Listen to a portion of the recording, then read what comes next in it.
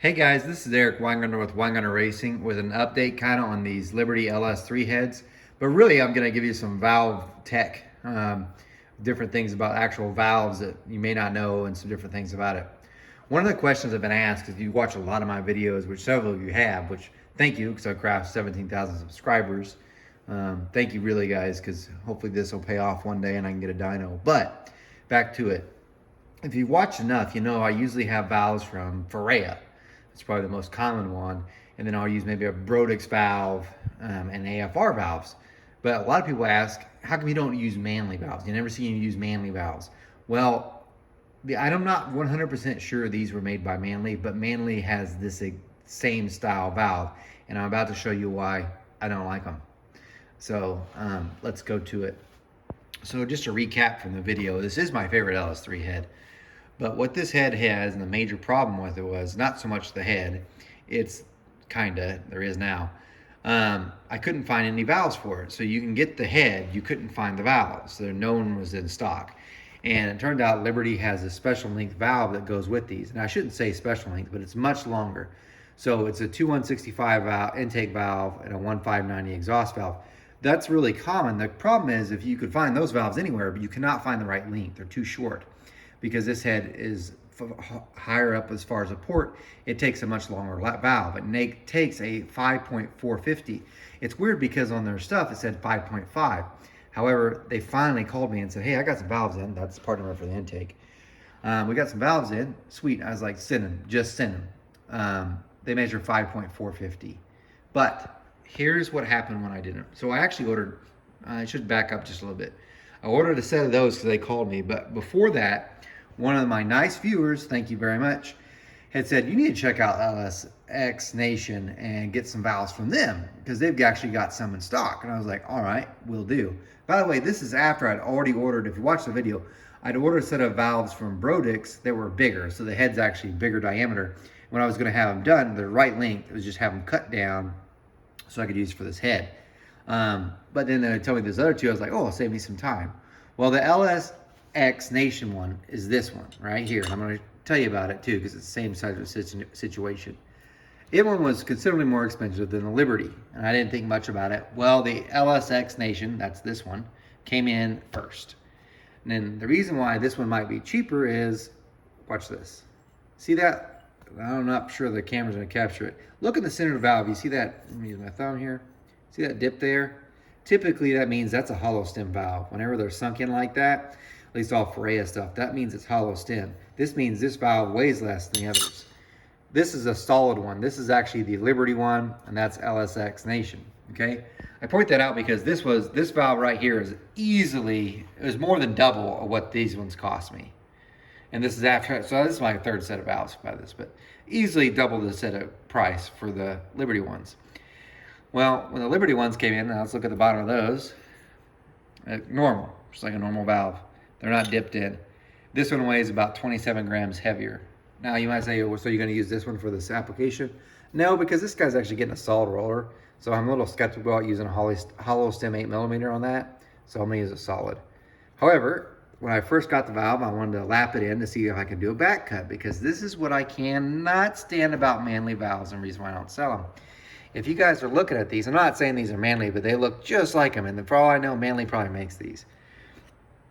That's your seat angle right here. Same with the LSX Nation one. Seat angle right here.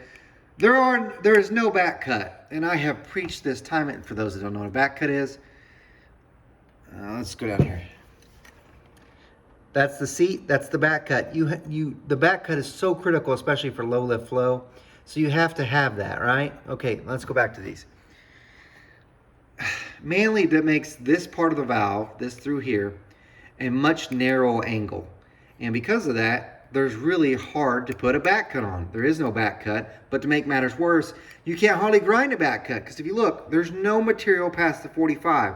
So I've got no, for instance, I believe this is a 9-degree head, and I'll show you what that means in a minute.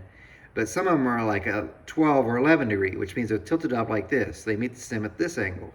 That means there's material to remove to actually make a back cut. There's no material. So what happens with these ones is they're awesome for peak flow. They actually weigh less than the ones with back cut too. Don't flow for nothing at the lower lifts because you got no back cut. So let me show you kind of, because I know some of you might be lost. Let me explain. So I drew a horrible drawing. This is your valve, all right? Boom. If I slid it over here, you get 45 degrees, and that's your initial cut there, your seat angle, right? Well, if I slide the valve over this way, you see where it intersects about 30 degrees for where the back cut is. That's that second line on the valve. Now, this one, if I slide it over this way, that's the undercut. That's, or this angle right through here. This one's probably, I think, 11. Now, this one's probably a 9. See how much flatter it is? It does affect flow. There are some heads where you can get, where having the lesser angle here helps flow. This is not one of them. You have to have a back cut. So, that sucks. That's the reason why I don't like Manley valves, because they will weigh less. And I'm not saying these are Manleys, but the Manley does the same thing. They do weigh less. You just can't put a back cut on, so you lose flow. Almost always. Now, there is a workaround, and I'm going to get to that in a minute. Anyway, back to this. Lapped in the LSX valve, and this is what I got. And I'm hoping the camera will do me justice. This is the lap line. That's where it's actually hitting. See the silver right here, which I'm hoping the camera can do it? Right there. Yeah, that sucks. That's so much worse, because as you can tell, there's no way I could do a back cut. Because what do I do whenever we do a back cut is you have it on here and you're actually grinding right here. You can think of like a flat file that grinds here and that makes a back cut. You'd be into the seat. That's a no bueno. They didn't do the valve job right. It looks like it's cut for like a 215. This line here should be almost all the way at the end here, right before the margin, leaving just a trace of silver. Not that fat thing. This can give you not a back cut, but a front cut. You could do that. So some of you saw me a video that I actually did by just had one, so I just did it anyway. You could do a 55 here and it'll gain some flow, but it ain't gonna gain like a back cut. It ain't gonna happen. That's bad. That sucks. So when you get the head, you're like, dang it, can't do a back cut. It's gonna flow great up top. I ain't gonna do nothing in 400 lift. So what do? Here's how I work around it. First thing, so this valve right here is the same as this one right here.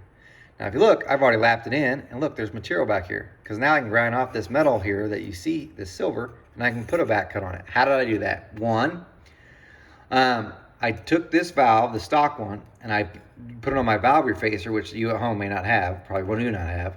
And I kept grinding the 45 off, and I reduced some of this right here. This is called the margin. And I removed 11 thousandths off, so it gives me more material here. Second, follow me for just real quick.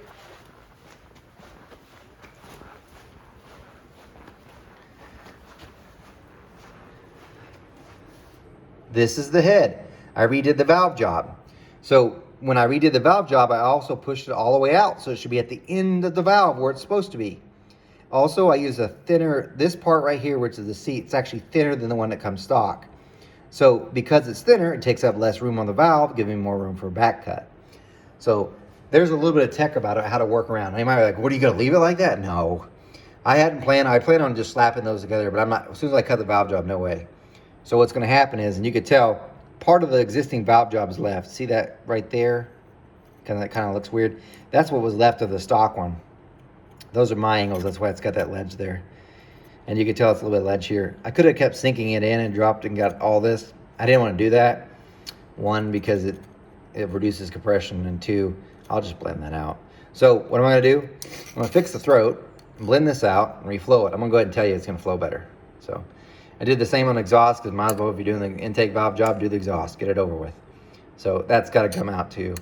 So there's how I'm gonna address it. And you can look for a later video where I'm actually flowing this head after doing this work. I'm not doing any heavy porting work with it. Second, one more thing with this head. Several people are like, well, that's a really cool head. I love that head because it is my favorite head. I told you I didn't know what valve angle it is. I do now. The way it works is you set it up here in this machine when it's cutting for the valve job. It has the pilot that goes right on the guide and it sits perfectly. The point is, when you set it up, over here on the side, it will have this degree mark so you can see actually what the degree of the valve is. And if you look, it's 11. See that mark right there? It's connecting right there, 11. So these aren't, stock LS3s are 15 degree. I think stock LS7s are 12 degree. This is an 11 degree head. Now I know you're thinking, well, crap, what am I gonna do if I try putting this on the stock 6 liter? They don't have valve pockets anyway, so you're probably okay. So you always got to check piston valve anyway, but I'm betting the free drop, which is the distance from the valve to the deck, is the same. So you're probably okay. Anyway, there's some more tech about it. Hope you guys got something out of the video. You guys take care.